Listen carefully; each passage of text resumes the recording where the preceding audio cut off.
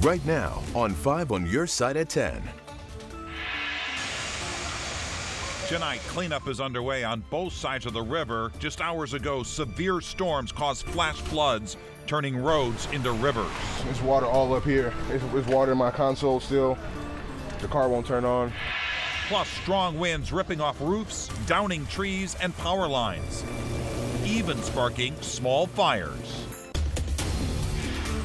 Good evening. I'm Mike Bush. Ann Allred has the night off. People all over the bi-state are cleaning up debris at this hour. We have live team coverage tonight with crews surveying the damage in both Missouri and Illinois. But first, let's get straight over to Chief Meteorologist Scott Connell, who says the severe weather threat is over for now. Yeah, the severe weather threat is over for tonight. We can rest easily, but there's cleanup ahead from these storms that rolled through today. A couple of waves of them that we saw roll through. This one sliding in through Arnold this afternoon, producing some hail. And of course, many of us saw that torrential rainfall. But there was also a confirmed tornado that touched down in Kirkwood 2 minutes before 5 o'clock, on the ground for 5 minutes. It's an EF0, very small tornado, only about 75 yards wide. Peak winds 80 miles per hour. Again, about 3 miles on the ground, but this is what you see all along that. Diane shared this picture with us late this afternoon from Kirkwood of trees down. A lot of tree damage. Some of that actually ended up falling on homes and creating some additional problems. It lifted just southwest of Brentwood. The storms are moving out of the area right now. They're heading over into far eastern portions of Illinois, over into Indiana. But you see all the storm reports in and around the region. Quite a few reports. They were scattered. It wasn't widespread where it was continuous through an area, but you'd have pockets where there was damage. That tornado has been confirmed in Kirkwood. Another area that's very suspect is pretty close to north of Breeze, not too far from St. Rose. Machine sheds damaged, silo tops blown off there. Storm survey teams from the National Weather Service will be heading out into those areas tomorrow. All clear for us, though, for the rest of the night. You can rest easy overnight tonight. And Mother Nature didn't show parts of South St. Louis any mercy. Todd Tiefenauer sent this video from Merrimack and Giles in the Dutchtown neighborhood. Our Robert Townsend is live near I-55 in Loughborough, where hours ago some cars were underwater. Yeah, they were, Mike. Let me tell you, right now, though, I-55 at Loughborough is open in both directions. You can see it for yourself. Pretty much back to normal, but at the height of the storm, drivers got stuck in high water. Flash flooding definitely left its mark on this area. The steady storm socked St. Louis with blow after blow. Emergency officials say one of the hardest hit areas, South City. Just chaos, just water everywhere. From South Grand to Arendez Drive near Bates, saturated streets suddenly looked like lakes. The fire department was banging on our door just to let us know, hey man, the front of your house is flooded. Stephen Cavan lives on Arendez. He raced outside only to see his parked car partially submerged in waist-deep water. There's water in my console still. The car won't turn on. For his neighbor across the street, it was a double weather whammy. At the height of the storm, she got caught in one heck of a traffic tie-up on I-55 near Loughborough. It was bumper to bumper. Nothing was moving. But then she arrived home to see her basement buried in water. I mean, I do know that everything in my basement is gone, and I just have to wait and see what the landlord says. Back on I-55 at Loughborough, we saw several cars submerged in water. Motorists who couldn't maneuver out of the mess called tow truck drivers to haul away their unmovable, waterlogged vehicles. And all our pump stations, from what I can confirm, were operational in the area, and they were performing like they should. It's just we're looking at we had a lot of water come down in a short period of time. Sir, my claim's already been filed, man. I'm waiting. You got to feel sorry for that guy. Tonight, we also saw a big tree uprooted in somebody's front yard. Lots of limbs and scattered pieces all over the place, you know, from rooftops, a little bit of cans here and there. But again, the bottom line is that a lot of folks will be cleaning up that big mess bright and early tomorrow. We're live in South City. I'm Robert Townsend, 5 Your Side. And here's some more flooding damage in South City. This is a photo from viewer Esme Imani in Holly Hills. The water reached the wheel wells of cars parked along Dewey Avenue near Belle Reve. Tonight, we're also getting a look at the storm's aftermath in West St. Louis County and in Kirkwood. Our Brent Solomon continues our live team coverage tonight in Kirkwood. Brent? Yeah, we're on Woodlawn and Adams in Kirkwood in front of the Kirkwood Baptist Church. Here you can see a tree fell over onto the church's property. I'm going to step out of the way here. There's actually a marquee that stands right here, and normally you could see it, but now you can't. An EF0 tornado touched down here, and I tell you what, people further down the road and even further out west are dealing with some of the very same damage. Surveying the damage gives you an up-close look at just what Mother Nature can do. This is Dixon Street in Kirkwood. Trees uprooted, children's play equipment flipped on its side. A tree branch covering the entire front entrance of a home. That's not all. Take a look at this fire on Bodley Avenue, where it appears power lines that fell to the ground caught fire. This is wild. Further west in St. Louis County,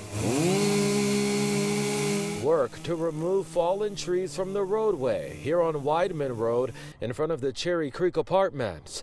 Neighbors thought it was just heavy thunder. You heard it once, but you didn't know what it was. County police helping direct traffic as drivers were forced to use one lane to travel in both directions. Maria Toth was riding home from work in the storm. It was pouring down and I almost had to pull over because I couldn't see. She made it home, but never imagined she'd see this. I was looking at the trees. I was like, holy crap, you know, it's like it was split in half. Dan Duggar learned about the damage while watching 5 on Your Side and rushed to the scene to help. I was cutting with a sawzall, branches, things like that. Neighbors and workers joining forces to clean up. We got a lot of good people around this neighborhood. That was the worst damage I've seen. All right, let's go ahead and get you back live now. Tonight, there are no reports of any injuries following today's storm system in Kirkwood or further out into the county, but it is evident in many of these areas that cleanup will take some time. Live in Kirkwood, Brent Solomon, 5 on Your Side. The Metro East didn't escape damage. Our Travis Cummings is live in Belleville tonight, where an entire roof blew off a church. Travis? Yeah, Mike, just a couple of hours ago, I talked to the pastor of Faith Baptist Church on Main. Take a look here behind me. You can see the gable roof of one of the church's buildings completely on the ground. Over here, you see the top of one of the buses completely caved in. The pastor says they have a lot of work to do, and when they do it, they'll continue serving. Oh, this building right here actually has 2 roofs, and it had a gabled roof that was put over flat roofs, and it was thrown completely off. Pastor Rick Koontz of Faith Baptist in Belleville had just laid eyes on Main Street minutes before tonight's storm swept through. It was my maintenance man. He told me, you may want to get down here. The roof of our office building, which is this far end roof here, was ripped off and thrown in the back parking lot. Pieces from that scattered roof throughout the neighborhood and into homes next to downed trees and power lines. And then that back building as well is our Long Grace. We do a food pantry out of that and feed a lot of people. And that was damaged as well, so it's pretty crazy. Thankfully, nobody was injured. Just miles away in Freeburg, a large tree sits in Devin Ulmer's front yard. We thought we heard all the chairs and tables and stuff on the porch swinging to the side, and when I looked out, I watched this tree limb luckily missed the house, but just drop. Take a look at this tree just 10 feet away from this couple's porch. They say they just bought the home a year ago. They say if this tree wouldn't have hit the other, things could have been much worse. He and his wife were headed to the basement to take shelter with their 6-month-old when the storm hit. It's definitely something that is kind of like a reality check. You know, you think it's just a storm, but it's a lot more serious than you realize.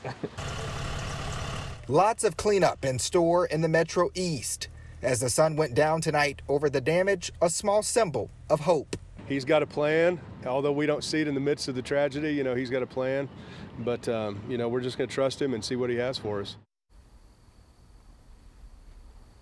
All right, so a lot of people in the Metro East are without power tonight. We just saw a crew move from where we are down into the next block here. Ameren is reporting about 15,000 people without power, both here in Missouri and Illinois. We're live in the Metro East tonight. Travis Cummings, 5 on Your Side. And thanks to all of our viewers who sent us pictures of the storm damage they came across. David sent us this photo of a large tree on top of a truck. This was in Frontenac. And Garrison in St. Charles sent us this photo of a large tree that fell onto his home. No one was hurt, fortunately, and you can see more storm damage photos right now on our website, KSDK.com. The Major Case Squad has now got a man in custody for a deadly double shooting in Pagedale. We've learned the victim who died was a juvenile. Tonight, Eric Damon Boyd is being held on murder charges. The shooting happened yesterday afternoon near Page and Hanley. The juvenile was shot in the head on a sidewalk. His age has not yet been released. A woman was lying in the road with gunshot wounds to the leg. She was taken to the hospital. This man is in jail tonight in connection with a deadly crash that killed 5 members of the same family. 18-year-old Marshawn Stepney faces 17 charges, including murder, after 5 family members died in that crash. Police say Stepney was running from police when he crashed into a van at Del Mar and Pendleton earlier this month. New tonight, confusion in the courtroom. The family of a special needs student wants to know why his suspected abuser is out on a bond the judge said he wouldn't get. The I-Team's Christine Byers was in the courtroom today and tells us how it all happened. Robert Smith was charged with first-degree sexual abuse in February, accused of molesting a Eureka High School teen while he was the janitor there. And at the time, a judge ordered Smith be held in jail without bond. The defendant will not be getting out during the course of this of the proceedings through the trial. But 13 days ago, he was out on bond. Attorney Grant Boyd represents the victim's family. It feels like as the weeks go by, there's a new facet to this nightmare every time they try to come up for air. Boyd says the alleged victim's family felt some relief after an April hearing when Judge Bruce Hilton set Smith's bond at $250,000 cash only. According to court transcripts, the judge said, "I don't believe that he will be able to secure a $250,000 cash-only bond." Then, just 8 days later, that same judge allowed Smith to post his family's property as bond. And Smith walked out of jail with an ankle monitor. A decision that left prosecutors stunned. It seemed to us that it was very clear that the court held that the defendant had to post $250,000 cash only, and that was the only way that the defendant was going to be released pending his trial. We really don't know how that occurred. Prosecutors went to court asking the judge to reconsider. The judge offered no explanation as to why he allowed Smith to post his property as bond and denied the prosecutor's motion. We're unhappy. We strongly disagree with the court's ruling. We respect the court. We always do, but we strongly disagree with the ruling today. The alleged victim's father also pleaded with the judge in court Thursday. He asked his attorney to speak on his behalf to protect the identity of his son. Well, with the allegations of sexually assaulting a young, vulnerable child with Down syndrome, the level of depravity that it takes to do that, and especially since it was witnessed by third parties, that independent, no bias, no reason to lie. When someone's willing to go to that level, you have to wonder, is there anything that can keep the community safe from someone like that? Prosecutors plan to file additional charges against Smith involving the same victim. That's when they can seek another bond. A court spokesman says the judge would not comment. For the I-Team, Christine Byers, 5 on your side. Relief tonight for parents dealing with the baby formula shortage. We should begin to see improvement within days. The promise from federal officials, plus the warning about future supply issues. Online ads promoting a payday for veterans. Is it a scam or a legitimate lawsuit? We verify. A wall of wind-whipped rain rolls across the bi-state region, not once but twice today. We're tracking what's ahead for the weekend. Relief is on its way tonight as the head of the FDA says the baby formula shortage should ease within days. Dr. Robert Catliff gave the timeline while testifying before Congress today. The Senate also took action today, passing a bill to improve access to baby formula. The White House is hoping Congress gives the green light for more money to prevent future shortages. Facebook posts targeting veterans, boasting about how they can make millions of dollars. An Army veteran from St. Peter's was worried the ads were fake and fellow veterans would be scammed. So he emailed the Verify team for help. Here's Ann Allred. Retired Army Master Sergeant Greg Santoni says his Facebook feed is filled with ads like these, recruiting members of the armed forces that served between 2003 and 2015. The ads claim 3M supplied defective earplugs to the U.S. military that resulted in hearing loss and tinnitus, and that 3M is shelling out millions to service members who filed lawsuits. Our sources, Amy Gunn, a St. Louis attorney representing 300 service members who used the 3M earplugs, and Robert Cowan, a court-appointed attorney who oversees the lawsuits against 3M nationwide. They say the Facebook ads are legit and a common tactic by law firms. Yes, it's a very standard way to alert the public that there are lawsuits being filed that they may be eligible for. We can verify these ads on social media are a common practice by law firms to recruit clients. So far, 290,000 active duty service members and veterans have filed individual lawsuits against 3M.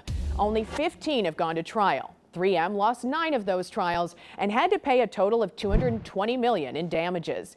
If you're a service member who thinks you're eligible to file a lawsuit, pay attention to the statute of limitations. In Missouri, you have 5 years to file a lawsuit. In Illinois, you have 2 years. And here's when our experts say the clock starts ticking. It really varies state by state. Again, unfortunately, there's just not a one-size-fits-all answer, but typically it is not just the discovery of the injury, but it is the discovery of the injury plus the cause. Meaning the day when a service member realizes they have hearing loss or tinnitus and realizes they think it was caused by the 3M earplug, the countdown to file a lawsuit begins. Our experts suggest if you think you have a case, talk to an attorney to find out if your claim is viable. 3M denies any wrongdoing. A company spokesperson told NBC News the earplug was safe and effective to use when properly fitted. 3M also says it provided instruction to the military on the proper fitting and use. What can Ann verify for you? Just email her at verify@ksdk.com. Well, the Special Olympics begin tomorrow in Missouri. Officers from St. Louis City and St. Louis and St. Charles counties took part in the final leg of the torch run. More than 1,000 athletes will compete in Columbia in volleyball, track and field, aquatics, and powerlifting. Well, it was a rough night in terms of weather, Scott Connell, and we really did have 2 waves, didn't we? You know, that first wave came around lunchtime, and that produced some wind gusts around 55 to 60 miles per hour in the metro area. St. Charles, though, quiet tonight. That second wave coming in during the evening rush hour. So we got a little time to breathe here. We're in the upper 60s right now in St. Peters and St. Charles. There's that disturbance working its way out of our viewing area, heading over towards Indiana right now, but it's still kicking up storms. And we had more than one wave of those storms today, and all of these damage reports coming into the National Weather Service offices from spotters and from folks around the area. They will go out tomorrow, the Weather Service teams surveying areas in Franklin County where we had some wind damage here off to the west of Union and west of St. Clair. They'll also head over into the area of northwestern Clinton County. They just let us know they're going to send out 2 teams tomorrow to do some surveys to see if they can find any tornado damage there. They've already been in Kirkwood and close to Brentwood this evening, found a 5-minute tornado, an EF0 on the ground for about 3 miles, 80-mile-per-hour winds. That was the leading edge of those thunderstorms as they were coming into the metro area, which we were talking about, telling you about. We were looking at all those little small circulations in there. The good news is we are all clear. We can all get a good night's sleep tonight, hopefully anyway, that you didn't have damage at your house. And we have a break tomorrow. We should be pretty quiet during the day tomorrow. Showers and storms will stay to our north and west, but it will get steamy. Here's a live look over in Edwardsville. It looks a lot different now than it did this afternoon as that torrential rain and wind was whipping in there. Right now, Lambert reporting a temperature of 70 degrees. 63 was our low. Precip, now that's just through 5 o'clock or so, was 0.08 of an inch. Might have added on it a little bit, to be honest. I haven't looked at that this evening. I've been busy with other stuff, so I don't actually know if we had more than a few hundredths of an inch at Lambert. I do know there were spots that had 1 to 3 inches of rainfall in downtown and just southeast of St. Louis. We've seen that come to an end. We're down into the 60s to around 70 tonight. Tomorrow, fronts to our north and west. We have a southwest wind most of the day. You'll see some clouds rolling in tomorrow afternoon. It's steamy. I'm not going to say there won't be an isolated storm northwest of St. Louis, but the chances are pretty slim. As we head into the overnight hours into Saturday, most of the action still north and west of us. Later Saturday afternoon into Saturday evening, storm chances will ramp up. We are warm and steamy on Saturday in the 80s, and eventually That steaminess will turn into storminess later in the day into Saturday night. Slow clearing on Sunday and a whole lot cooler. Temperatures struggling to get back to 70. In fact, some of us aren't even going to get to 70 on Sunday, which will seem such a stark contrast to what we've been dealing with. It will. All right, Scott, thanks. Frank is here with sports. Well, Mike, the Cardinals are making some big changes, and we have a spat between college football coaches that you won't believe. And the latest on the Blues and Avalanche. Chasing the Cup, sponsored by Car Shield.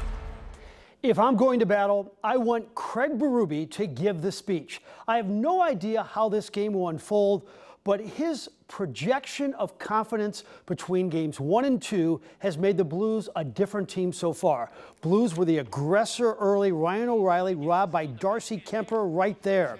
David Perron tangled up with Kemper, and watch Kemper's right skate real closely. He tried to hit Perron in the face right there. And David says, come on, he can't do that. Call something. Second period, Jordan Kyrou off Samuel Girard's stick past Kemper.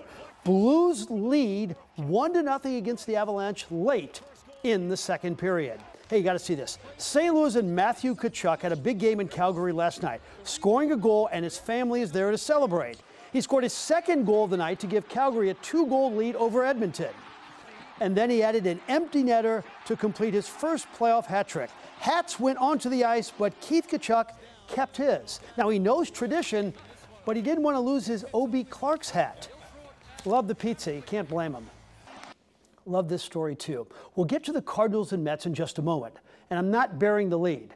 Nolan Gorman will join the team tomorrow in Pittsburgh. He will start at second base. He's hitting .308 with 15 homers. His best friend, pitcher Matthew Liberatore, will start Saturday's game. As Hall of Fame football coach George Allen once said, the future is now. Series finale today in New York. Tyler O'Neill on the injured list with a shoulder issue. Juan Yepes says, it's okay, here's a home run. I can hit and play left. In the third, Paul Goldschmidt will tie the game at 2 with his 6th. This man is in a groove.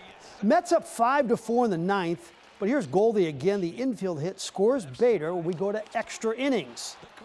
The Cards got 1 in the 10th, but the Mets got 2. Pete Alonso walks it off. Even though Alonso is Italian, he's really getting on my nerves. Mets win 7-6. Game 2, Eastern Conference Final, NBA. Jayson Tatum was not going to be denied. He was draining threes. And then he's going to throw down a dunk. He had 27. Boston evens the series at a game apiece with a 127-102 victory. Round 1 of the PGA Championship. Shot of the day. Jesse Mueller, 120 yards away. Now, this does not look like a spectacular shot. But then watch. Wow.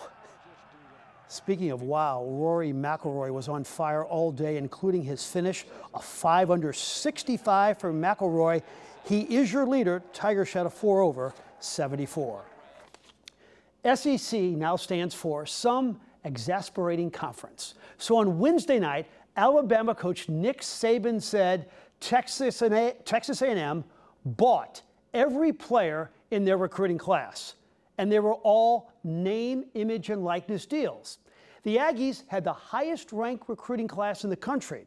So today, Texas A&M coach Jimbo Fisher went off on Saban.